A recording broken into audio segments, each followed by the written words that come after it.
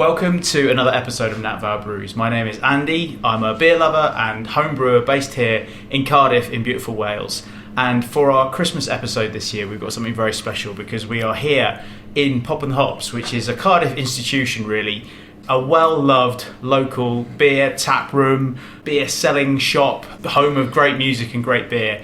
And I'm really happy to be joined by founder of Hops, Trev McCabe. How you doing, Trev? Hi, I'm good. Thanks, Andy. Thanks for inviting me. Well, thanks for letting us take over your shop for the evening. And actually, there's people in here drinking, isn't there? As soon as you put the lights on, people come in. Yeah, unfortunately, that wasn't the plan. But, blessing for me, I've got people in having a beer. So, yeah. And that's something we'll talk about later, is that, it's not easy at the moment to actually get people in anywhere, is it, really? So you've got to take the chance when it's there. Yeah, you don't turn away customer anymore, unfortunately. Yeah. All right, so look, I've said it's a Cardiff institution. Wind back the clock and tell us the whole story, because what it is today is a bit different from what it started as. Yeah, when it started, I was working in London, had an idea for a shop, a record shop. Okay. That's what I had the idea for, and I was like, well, records on their own in 2015 aren't going to work. Right. So I was like, what else do I love? I love beer. I really like beer, so I was like, yeah, we'll do records and beer. And then had an IT job, which I've been doing for 20, 25 years, whatever, and different companies, but different charities, whatever.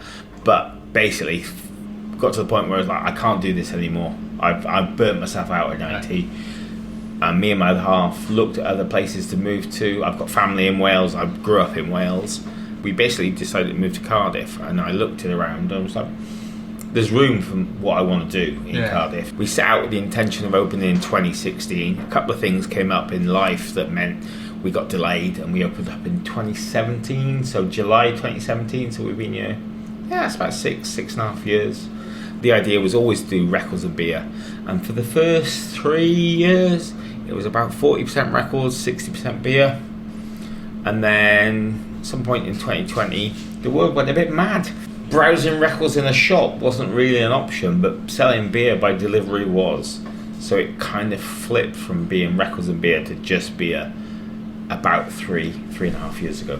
We went from being a little off license with beer and records to pretty much a tap room. We're definitely busier now than we were in 2017. We're not as busy as we were a few years ago, but the whole world's changed in the last 3 or 4 years, so that's changed what we do as well, because we've gone from stocking 650 beers to about 350.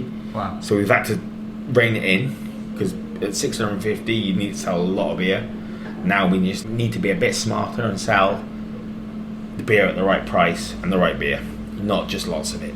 So the off sales have kind of gone down and the tap room has gone up. Yeah, well, the tap room was always muted when we moved from here. We started off next door, which was never had room for a tap room. We did a few pop-up events in there and it was always busy. Then we came here and the idea was to do a tap room. We moved in here in November 2020, so after lockdown, but still in deep COVID times when we didn't know when the next lockdown was coming. So we basically said, we'll move in here, we'll get the bar ready, but we didn't actually launch the bar for another 14 months. So it was February 2021 that we opened the bar. Actually, we got space for sitting down or records. We couldn't do both. Yeah. So at that point, we were like, we're going to knock the records on the head and focus on the bar and the beer shop. It's probably been the right decision, but I miss playing with records, basically. But the record shop continued on next door. My friend took it on. Okay, right. I wonder what the story was with that. And when I moved out, it was middle of lockdown, he used to do record fairs, and I said, Ed, there's no record fairs, you can't make any money, you can't survive just on eBay. Yes. And he literally moved in the week we moved out. But music's a massive part of your life, right? We were just talking about Jesus and Mary Chain before we started recording, and you've been to like 60 of their gigs over something like that. Over 35 years. So. Yeah, big embarrassing moment. Yeah, I'm a bit of a fanboy when it comes to Mary Chain. But yeah, we and before I opened Pop and Hops, I ran a record label for 7-8 years, and the record label, although not officially closed, lasted anything in 2019. But yeah, we did the record label for years. I was a music promoter in London. alongside my day job. So I used to put on shows, small shows, Wow. 150 capacity sort of stuff. So yeah, the music was always the side I was coming in from. But knowing the music I liked wasn't going to be mainstream, I was like, I'll do a second-hand record shop, a little bit of new stuff, and we'll do a beer on the side. And it soon, over 2 or 3 years, became apparent that the new stuff wasn't going to sell. No one cared about the small bands that only released 100 records that Shame. But, as much as I love them, care. I couldn't make people buy a record they'd never heard by a band they'd never heard of. Yeah. But what I could do is make them buy nice beer. And although passionate about beer when I opened, I learned a hell of a lot in the first 2-3 years. Did brewing courses. I went off and did, just because I was like, okay, I really like beer, but I know nothing about this style, or I know nothing about that style. So I went off and thought I need to scratch up on this, because when I started, I predominantly like what everyone likes when they start with craft beer. I came from a real ale background, but I liked hazy IPAs, I liked strong double IPAs. But then I was like, I've got to learn about sours and lambics and Belgians and all that stuff I didn't know much about in 2016. So it took a long time to find my feet with beer, but in the first 2 or 3 years, I was stocking enough of what people wanted, and that gave me the room to learn about everything else.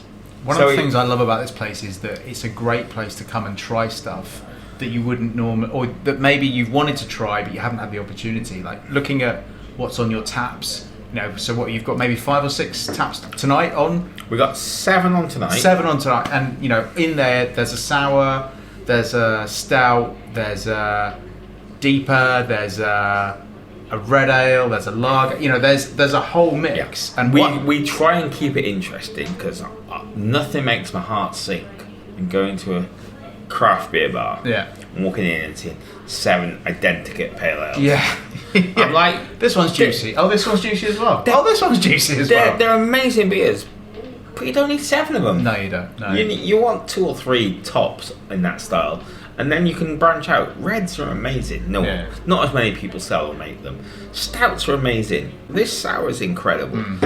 But when I walk into some craft beer bars, I'm like, oh, you've got 14 lines, but 12 of them are 5% pales.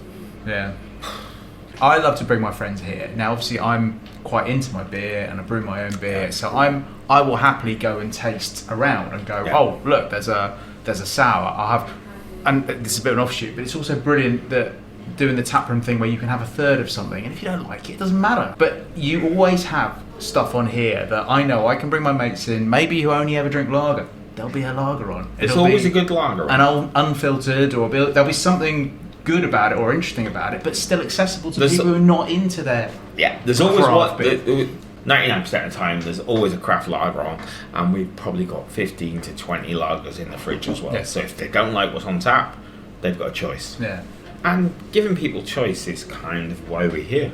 That's half the reason for doing this. Is I don't want to walk into a pub and go, there's a Carlin, there's a Green King IPA, there's a whatever. When you walk in here, I want people like, oh, there's choice. Okay, I don't know what I'm asking for, but we hopefully employ knowledgeable staff, or I'm here hopefully, and people can be guided to stuff they might like. So it's all about a journey for us. It's like people come in and go, I really like something, and they give me a beer, and I'm like, well, we haven't got that. If you like that, try this. And if they don't like that, we can kind of guide them to something else. And it's always about many people out there that say they don't like beer until they've tried a beer. Yeah, exactly. I don't know how many styles there are, 150, 160 styles of beer. There's a beer for someone. Like, I've had many cider drinkers and wine drinkers come in going, I don't like beer, and I've given them a really funky Belgian sour, and they've gone, that's amazing. But they wouldn't consider it beer because they think, oh, it's going to be a fizzy Carling. That's what beer is, or an old man twiggy brown thing. So the perception out there is beer is one of 3 or 4 things. This is fruity, funky, quite sour. Cider drinkers love it. Just to fill everyone in, we were thinking we would do this interview when in the shop, because it's nice to be here. What in the place we're talking about, but we thought it won't be open. But just through the process of you coming in, putting the lights on so that we could set up. People came in, and you've got to serve them. Like that's part of it. There's people drinking around the corner now. Yeah, not loads of people came in, but people came in and said, "Oh, I want a beer," and I'm like, "Well, that's what I do." Yeah, we're not supposed to be open, but the lights are on. In this day and age, it's foolish to turn away even 2 or 3 paying customers because we get some days where we don't get them, and that's the tough part these days. It's much quieter than it's been for years, but we understand that the cost of living crisis is there. It's real. People's bills have gone up, their mortgages have gone up, their jobs have gone down, their pay hasn't gone up. We understand it's tough, but at the end of the day, we've got to keep paying our electric bill. So if someone wants to buy a beer, I'm going to say yes. Yeah. Well, look, let's talk about that now since it's come up naturally. How hard is it at the moment to keep this place going? Oh, that's a tough question because I've just signed a new lease, but I wouldn't sign the new lease without a year break. Without that break, I'm not prepared to commit to longer because it's my money on the line. It's a business. It's not easy at the moment. Takeaway's down massively, but without the bar, we would have closed. I wouldn't say it's impossible to survive, but I do think bottle shops, pure takeaway bottle shops, are soon to be a thing of the past. Which is a shame because for a healthy beer scene, for a healthy high street, for healthy cities and neighbourhoods, you need independent places like this. Yeah. The breweries during lockdown started selling direct. They love it. There's no middleman. They make more money. Yep. Through that time, supermarket offerings gone through the roof compared to what it used to be. People are still buying beer, but it's much more price sensitive. And we're small. We don't have the economies of scale. We can't sell beer for £2.50 a tub. We can't do it. There's no money in it. And there are certain breweries that have sold us beer for £2.80 wholesale, and then we go, yeah, great, we'll put that out for £4.90 a can or whatever.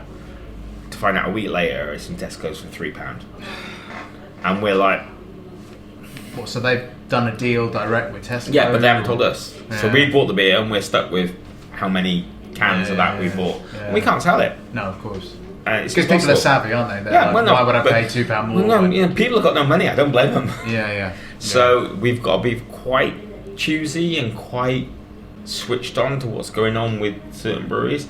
There's lots of breweries I love, but I can't stop because they're too super prominent. Okay. And there's lots of breweries that I love that also wholesale wise are too expensive. Like their cans here could be £6, £7, £8. Direct from their website, they could be 4, 5, 6. People are going to buy 6 off you and none off me. So there are breweries that I love that I don't stock. Yeah, that's a shame, isn't it? But because I've got the taps and I've got kegs, we now get a lot of those breweries in on keg instead of can. So we're not focusing on the takeout so much. If we can focus on our keg sales, keep ourselves busy Thursday, Friday, Saturdays, they're the 3 or 4 nights a week that we need to be pretty full. If we do that, we've got a fighting chance of getting through. Yeah. It's no way guaranteed because there's always cost pressures. Like my electric bill's just doubled. I moved into this place in November 2020. 16 pence a kilowatt I was paying in 2020. Went out of contract end of November this year. My kilowatt price is now 34 pence.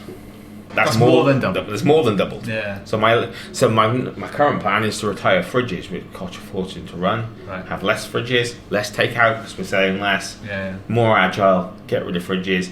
Bring our electric bill down. My big thing with the fridges that we've got down there is if I cut 2 fridges out, people will go, "There's less choice. Are they less likely to come in?" But considering takeout's only doing 40%, maybe 35% of our business now. Probably that doesn't matter if we focus on drinking in, and we've got 150, 200 beers. At our peak we were 650, but if we end up at 200, 250 beers and 8 to 10 lines on tap, that could be the way that we survive. But by doing that we lose 3 fridges, and that's going to save us £300 a month on electric. Wow. Yeah, so you're having to add all these things up in your head constantly and strategize. But a year ago we had 9 fridges in here. At the moment we've got 5, and there's every chance in the new year we'll lose 2 more. Well, it's a shame to lose the choice, but at the same time, you know, if the choice will still be there. If it keeps you open, breath. I'd rather be open than have choice. Oh, definitely. Yeah, That's the thing. And it is an incredible night to come down here, and you will sit. You don't know what's going to be on tap, and you go, wow, there's 3 or 4 beers that I want to try straight off the bat. Yeah. And then you get into something, and then you start to look at the fridges, and you might have something to have here, or you might think, end of the night, let's take some of them. And you just end up having tried probably months worth of beer discovery in an evening. Yeah. And your knowledge and your passion and your taste has all gone through the roof. And to do that with a group of friends, especially when you're all at slightly different levels of being into beer. Like I said before, I've had friends down here who've gone, well, I would never drink a stout. And you're like, well, look, let me buy you a third. Doesn't matter if you don't like it. And I go, and then they finish the glass, don't they? And then they go, have they got any stout in the fridges? And you then think, you've sold 3 or 4 takeaways. Yeah. And it does happen.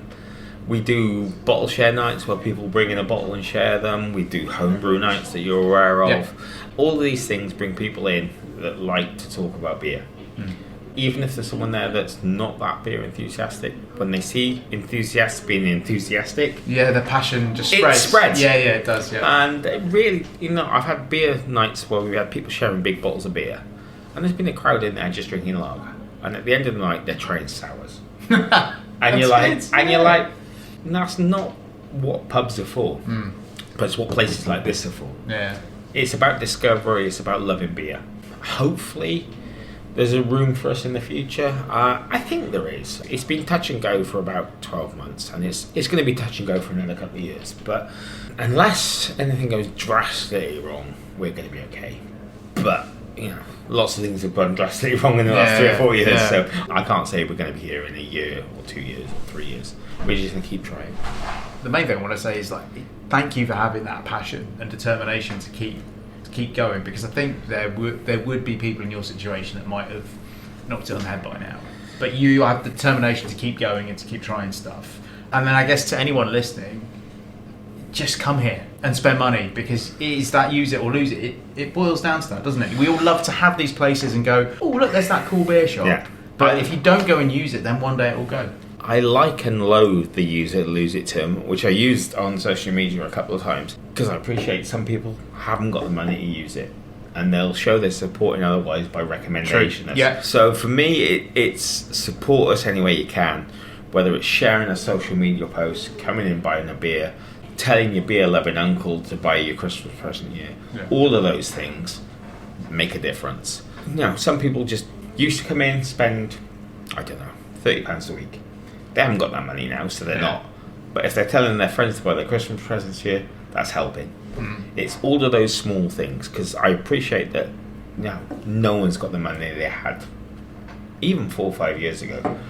Telling people about us, word of mouth is better than any advertising you can do.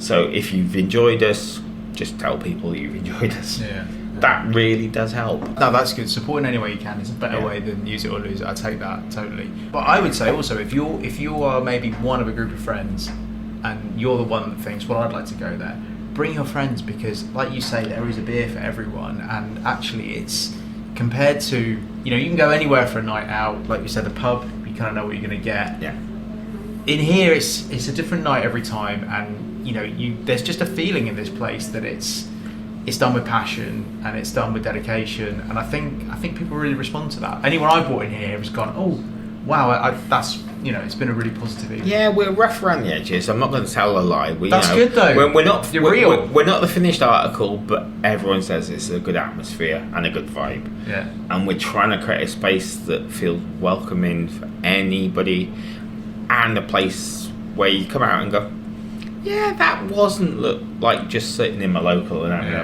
a pint of Carlin or whatever. Yeah. Proof in the pudding is if people keep coming out. Yeah. And for the most part, we're busy enough. But this last year has been tougher than most. So all right. Well, just keep going. Yeah, support any way you can. So I set us up in this corner, and behind this door is the cold room, right? Yeah. So for people that don't know how a tap room works, what's going on in there? Craft beer is either kept in a room that's about 10 degrees and then shoved through a cold chiller and served at 3 or 4 degrees.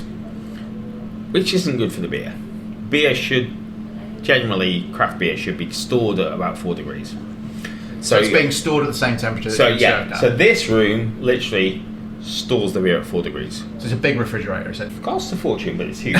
Okay. But yeah, whereas if you store it at 10 degrees, flash chill it, it tastes okay, come out of the tap, but it's not good for the beer. The beer's not been treated the way. Right. You wouldn't keep milk at 12 degrees and then go, I just need to chill that down before I put it in my cornflakes. It's true. So now milk's more volatile than beer, but beer ages badly in warm temperatures. Right.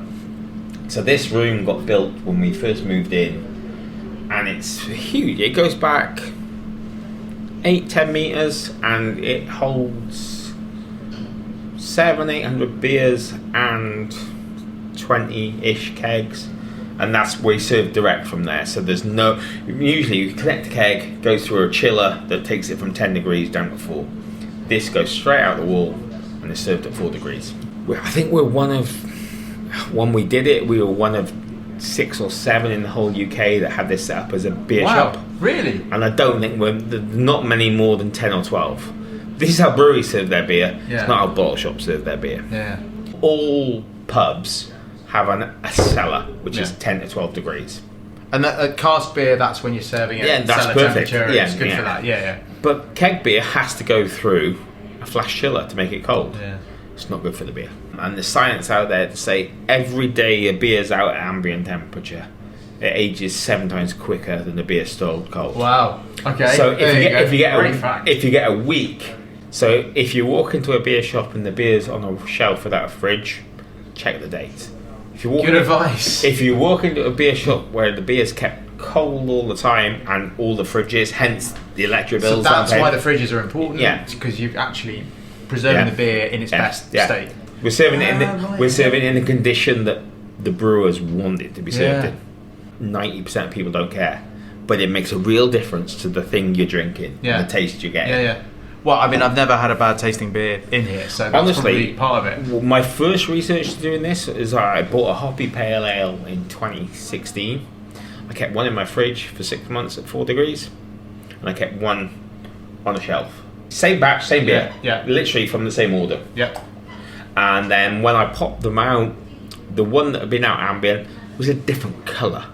Really? The colour had changed. It had gone browner, it was less hoppy, the aroma had gone, the flavours were dulled. And it's been sealed in a can the whole time, and yet so it's just the temperature that's done that. Heat.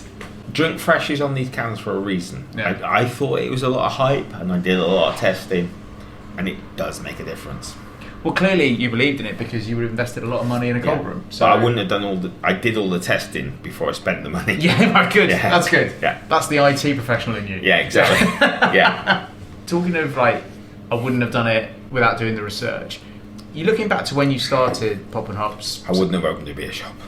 Really? That was my question. So if you'd known what it was going to be like now, you wouldn't have embarked on that journey? Or maybe I guess there's no regrets, is it maybe? No regrets, but my brain gone from a really well paid IT job to a not very well paid running your own business job. Satisfaction through the scale. Physical money reward, way down. Yeah. But I'm not a younger chap, so I didn't need to earn huge sums of money. As long as I wasn't costing myself anything and I was taking a bit of a wage, that's fine.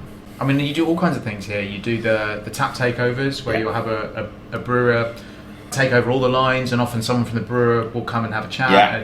And I haven't actually made it to one yet, which I really want to, but they always look and sound amazing. They're good. You've got the games nights, you've got the quiz nights, you've got the homebrew night, you've got the bottle share night. Yeah. What are some of the best nights that you've had here where you've gone, this is all worth it, and I'm actually quite proud of what I've created here? We've done a few Polly's tap takeovers and one Meet the Brewer Polly's, and that just got silly. I can't tell you what happened, otherwise they'd close me. But yeah, that was a silly night. Plenty of nice tap takeovers. Some of the board game nights have been incredible because you're just getting people into another thing that I'm passionate about, coming in and doing their thing. I think for me it's just finding that little groove where you think, this works. But you never know what it is because I've tried some nights and they've gone flat on their face. When you get one, you go, that's got legs, that works. Yeah. Like when we first started doing the bottle shares, there was 2-3 of us, Now when we do them, 10, 12, hopefully. And So just explain the concept of a bottle share evening for people that might not realise how it works. Everyone brings along a sharing bottle. From home? From home, from wherever. They can buy it off us. Yeah. So there's a big bottle of beer, like 750 ml. Yeah. Come along, share it. There's 10 of us. You all get a small measure. People buy beer while they're here. They buy beers if they haven't got one. And just beer nerds geeking out about rare beers, old beers that have gone off because they've kept it for 10 years. It's like show and tell from primary school, isn't Yeah. it? Like, why did you choose it? Yeah. Why do you like it? Yeah. And then that passion. And that works really well. And then sometimes we get really busy on those nights. Mostly we get like 7, 8, 10 people. And that's perfect for us because we hold them on a night when we're not usually busy. And all those people will come in and they'll buy 30 quid a takeaway as well. So it just adds up. But for me, that is just the passion of people have found really nice beer and they want to share it. I bought this. I tried it 6 years ago. I've aged this other one. Let's try it. And we try it and go, oh, that's an aged well. Oh, wow, that's aged brilliantly. Yeah. You know, some beers fall off a cliff. Some beers get better. Did you ever do the home brewing thing or not? Oh, I've done a little bit of homebrew. I'm terrible. Well, I've made one. Join the club, mate. I've made about 7 or 8 beers in total in the last 5, 6 years. One that's been drinkable. Alright, okay.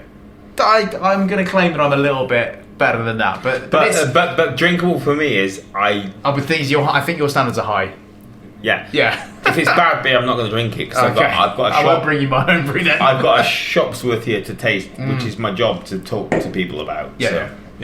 No, but I've had one where I thought, oh, if I bought that in a can in my shop, I wouldn't have been disappointed. There you go. What got you back into beer in the first place? Because I always think of you as music, beer lover. Now I can add board games to that as well. Yeah. What got you into beer? What was the start of the beer journey? I hated beer as a teenager. It's funny how many people say that. Hated pubs, hated them. Used to go and watch your bands, and then got into watching bands, and then the beer wasn't great, so I couldn't stand fizzy lager. So back when I was a lad, it was, what's the alternative? It was Hample. What was good on Hample? So through the 90s, I probably drank what people would consider now real ale, and then at some point in the 2000s, I started drinking things that had hop in the name, and I was like, there's something going on here. This is the kind of genesis of craft ale. Yeah, so Dark Star, Thornbridge in the early 2004, 5, 6 era, Brewdog for all their sins, they were around that time. I didn't become massively beer nerdy until probably 2010, 11, 12, so not long before I opened the shop. But at that point I was starting to get into beer, and I was like, I really like this one. But my breadth was very thin. I like real ale and hoppy pales. Yeah. And then there was all this stuff in between that I didn't know much about. And then I had the idea to do this shop in 2014 when I was still in London and running a record label. I mean, admittedly, it took us 3 years to open. So those 3 years in between, I started buying sours, Belgians, lambics, just doing my homework and going, well, do I like it enough? Can I bluff this? Can I blag it? Because I've got no greater knowledge than anyone else who'd been drinking beer for 20 years. In 2014, I was just like, I like beer. Yeah. Much like many people that go to the pub like beer, but can I turn that into a business? I don't know. Well, you have done. But I didn't know at the time. No, it's true. It's true. Especially sort of the burgeoning craft scene in the UK. So Beavertown at that time, Colonel, Buxton, Thornbridge, all the brewers. Some of them have gone on to do good things. Some of them are now owned by Heineken, but we can't help that. But in 2004, 5, 6, 7, Dark Star were amazing at that point. Yeah. I don't know who owns them now.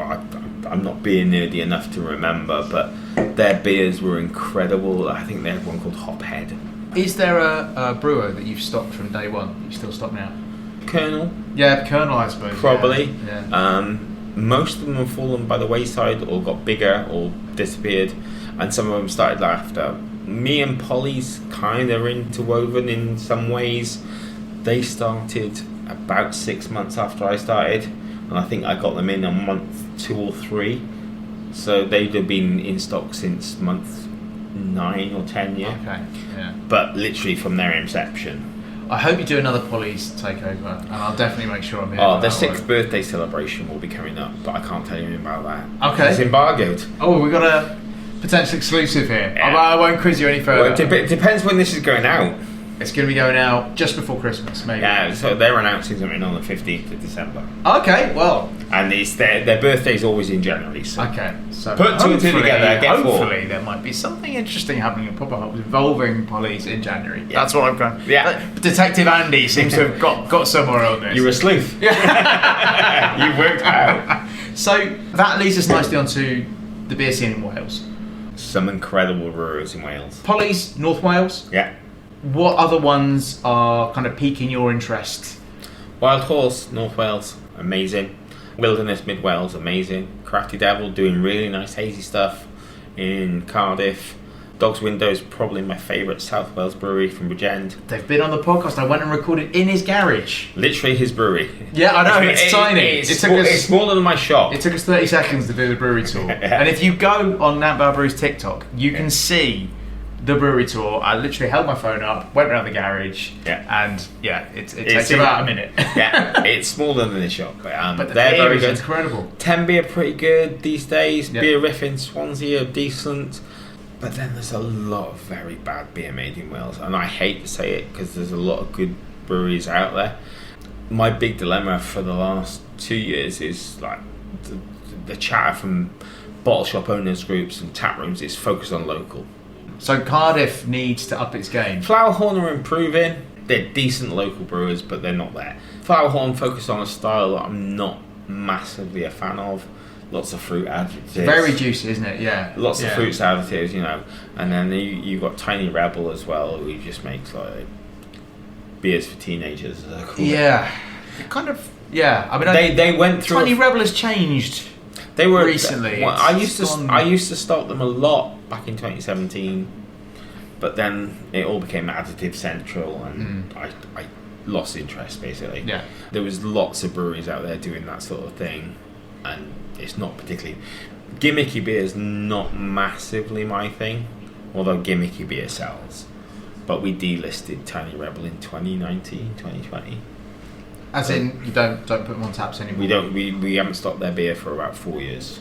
And that's just in response to the beers they're making, basically. Beers they're making, and it's not selling very well. You can buy it in some supermarkets. I don't need to bother. Fair enough. And at that point, I don't. You know, Beavertown got delisted when they became Heineken. Most breweries that end up in supermarkets in any large volume, I just drop them. Right. Because I can't compete on price, so why bother? So how do you go about picking what goes on the taps? I've got breweries I trust, I've got suppliers I trust, I've got wholesalers I trust, but occasionally I'll get a recommendation from a customer, and then I'll pick out a brewery going, I had this banging beer when I was in Birmingham, and I'll go, oh yeah, I'll buy a keg of theirs. If it goes well, if they do cans, I'll get it in.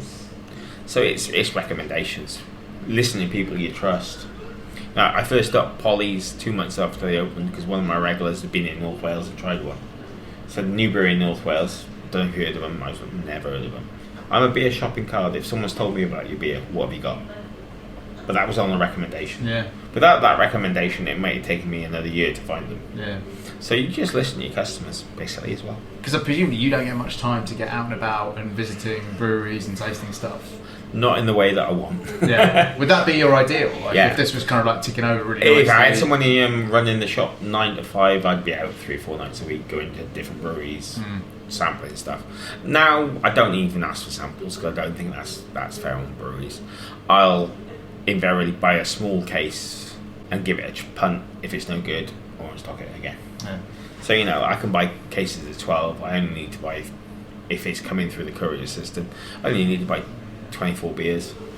And that's enough to know whether it's it's good enough. And yeah. it's not a big risk. It's not. I've not spent £2,000 on that. I've Yeah. spent 90 quid or whatever. And with the keg beers that sit in the cold room, you know, that I guess that's one of the benefits of craft beer being served in that style is it lasts a lot longer and it stays at a good quality. Like you can have it on tap for how long could you have a keg on tap for? Most keg beers will last a month easy. Yeah. Cask beer, you're done in 5. Yeah. Have you done cask here or will you do cask or? Too small. Yeah. We wouldn't shift it. Yeah.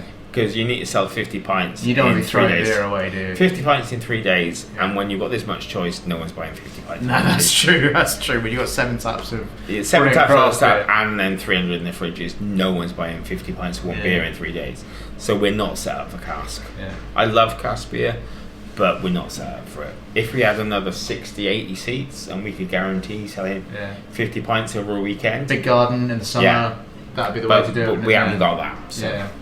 it's just not the right model for us. So what does the future hold? Like, I know things are not easy, but at the same time, I detect under that steeliness of like, yeah, we should be okay. What's the dream? Like, what do you want to do with this? At the moment, it's pretty much keep this ticking over, and me having to do less. So getting a couple more people in, I can then focus on a few other channels, maybe another venue. We've tried another venue this year out in Campton, and that hasn't massively... And that's just a bottle shop, isn't it? Yeah, so... that hasn't massively worked, but I think that's all down to when you're setting up something like that, you need to be there. And when it's a bit of a passion project, people come for the passion, and it's difficult. So for me, the dream is, I can do 3 days a week here, run it remotely, as in get people in to do most of the shifts, and then look at expanding. But I don't see the massive worth in expanding unless I can replicate this somewhere else. And to replicate this somewhere else, you need another person who's going to be me. Yeah. And when you run a small business, there's only one here. That's the real issue. So I think the cloning is the only answer, really. Yeah, it is. But I think my ambition for this is to keep this ticking over. I don't have dreams of having 20 shops. I have dreams of having one successful shop. I love that though, because it doesn't have to be about growth and a huge empire. Yeah. It's about this vision that you had, and that passion for. I'd love to have this in a bigger space. Yeah, no, I can see that. Yeah. I'd love to say in 5 years' time, I'm taking this to a place where we've got double the capacity, and we've got space to sell records again, and we can go back to what I wanted to do at the start. But at the moment, I think being here in 3 years' time would be a huge tick. I will do everything I can, and I really, really hope that you are still here, because I love this place. It's absolutely brilliant. I've been looking forward to chatting to you about this for a long time, and thank you so much for doing it. But thank you. I would just say to anyone who's from Cardiff, come down here, experience it, because it is something special. And for those of you listening internationally, of which I know there are quite a few now, which I'm very grateful for, get on the website and also have a browse, buy some stuff mail order, but also we've just heard from Trev about the passion, and heard you talk about, I'm looking at a Polly's cardboard box now. Like, check out these breweries in Wales, and you can get stuff shipped and try it out. This is a country full of creative people doing amazing stuff. It's not all perfect, we get that, but there is some brilliant stuff out there. Brilliant. And this is such a key part of Cardiff, so thank you very much, and cheers. Thank you. And thanks for coming on Endeavour Brews. No, thank you, Andy.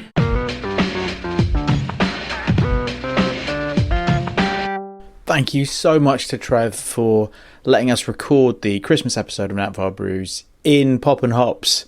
And it was so funny that we had people there coming in and having beer. It was supposed to be shut, but that is the appeal of this place. As soon as the lights are on, people want to come in and have a drink. And Trev, rightly, is not going to turn people away. But he was so generous with his time. And it was great to find out about a place that I genuinely love and really, really hope will be part of the Cardiff scene for a long, long time to come. So people in Cardiff, go and support it in any way you can. People from further afield, go on the website, which I'm going to read out to you now. It's Pop and Hops, so popnhops.myshopify.com, and on there you can browse all the beer. There's a subscription club, there's beer boxes, sell some merch, so do some cool t-shirts, and you can see all the events that are coming up as well, and you can buy beer through the website as well. And yeah, some of those breweries we've mentioned today, like Wild Horse, like Polly's, like Dog's Window, try and support them. You can find them online, they'll ship to you. Trust me, there's nothing they would like to do more than ship some beers across all the world to some of our more far-flung listeners. That would be great for them. So, What a brilliant way to end the year. I can tell you about our first guest of 2024. This is another one that I'm very excited about. Her name is Emmy Harrison West. She is a freelance journalist, a beer writer. She won an award at the Beer Writers Guild. I always get the name of that wrong. It's something like Beer Writers Guild. And I thought the tweet that she sent afterwards was brilliant. And it was along the lines of, this award is dedicated to all the blokes who told me I didn't really like beer and was only drinking beer to hang out with the lads or try and get laid or be cool. And her point, which I totally agree with, is that beer is for everyone. And so we're just going to build on that theme. We're going to talk about beer and diversity. We're going to talk about women in beer. I know there's a few other issues that she wants to talk about, and I just can't wait to hear everything she's got to say. So that is one to really, really look forward to. Recording that in January, and then I'll put it out at the end of January. Right. Some people like to know I am not a very good home brewer, but I am very passionate about it. And some people have said, look, we want to know what's going on with your home brews at the moment. So here's a quick update. Every Christmas, I do a little Christmas box for 3 or 4 of my local friends. And it's a little collection of things I've been brewing recently. I try and hold on to stuff over the year. Often that doesn't work because I just drink it. Fortunately, I like my own beer, even if no one else does. And actually, to be fair, a lot of the people, maybe because it's free, a lot of the people that I give the beer to do say really nice things about it. And that, I really love that. It's great. When you make beer and people like it, that's brilliant. So in the Christmas box this year, we have my latest attempt at lager, which is, I'm not anywhere near where I want to get to with lager yet. It's notoriously hard to brew as a home brewer. We'll do an episode on that at some point because there's reasons for it. And actually the reasons for it give you a lot more appreciation for that beer style lager, which I think is often massively misunderstood. My latest attempt at lager, it was a Stella Artois clone. It didn't come out the way it was meant to, but I actually really like it and it's aging well. I've got it on the keg. Every time I take a bit off the keg, every weekend, it seems to be tasting better. So I really enjoyed that. Anyway, I bottled a bit of that and that'll be in the Christmas box. Then we did a great thing with the Rebel Homebrewers here in South Wales, which is the little homebrew group that I'm a member of. Unfortunately, don't get to go to that many meetings, but love to be part of the community. And we did a Advent beer swap. So I think there were 8 of us that each brewed a batch of beer, gave 8 bottles in, and then Jack kindly curated it all and made sure that we all got 8 different beers back. So we're all trying each other's beers. There are some monsters in there. We're talking 11, 12%. Some very aged kind of barley wines. And Jack's done some stuff with some cool ingredients in, like 2 versions of the same beer with slightly different ingredients. I just made a bog standard pale ale. But I wanted to take part in it. I was pushed for time. So I made... it's a John Finch house pale ale, which is a real solid recipe. I've got a lot of time for John Finch's recipes because they're kind of tried and tested and they're easy. If you're a beginner home brewer, John Finch is someone to look up for his recipes because they're no frills, but they're really solid and they're really good and they're reliable. And so I made a version of his pale ale. It didn't clear very well, so I called it Foggy Morning.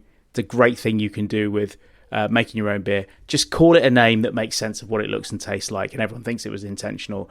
Anyway, I was very, very happy that one of my fellow Rebel homebrewers said he enjoyed it. He's drunk his already, so that was a big relief to me. So we've got that in there as well. And then finally, we've got cider. I have an apple tree at the end of my garden that was pumping out a load of apples for quite a few years. I have not looked after it well enough. That's on me, and I will try and sort it out this year. And gradually, the number of apples has fallen.